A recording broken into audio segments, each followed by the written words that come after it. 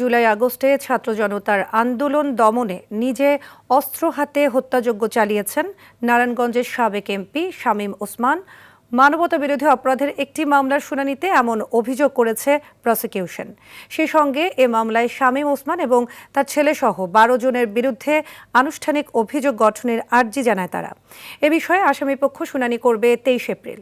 বিচারপতি গোলাম মর্তুজা মজুমদারের নেতৃত্বাধীন আন্তর্জাতিক অপরাধ ট্রাইব্যুনাল ১-এ পরে আওয়ামী শাসনামলে র্যাবের টিএফআই সেলে গুম নির্যাতনের মামলায় শেখ হাসিনা এবং সাবেক ও বর্তমান ১১ সেনা কর্মকর্তা সহ ১৭ জনের বিরুদ্ধে সাক্ষ্য নেওয়া হয়।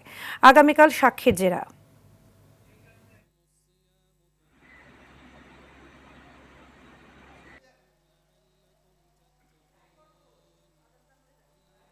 সরকারের কোর কমিটির মিটিংয়ের সাথে তিনি সম্পৃক্ত থাকতেন এবং পুরো ছাত্র জনতাকে হত্যার জন্য পুরো পরিকল্পনার সাথে তিনি সম্পৃক্ত ছিলেন। শুধু তাই নয়, তিনি নিজে অস্ত্র হাতে নিয়ে গুলি করেছেন ছাত্র জনতার উপরে এবং তার একটি অডিও ক্লিপের আজকে আমরা আদালতকে শুনিয়েছি।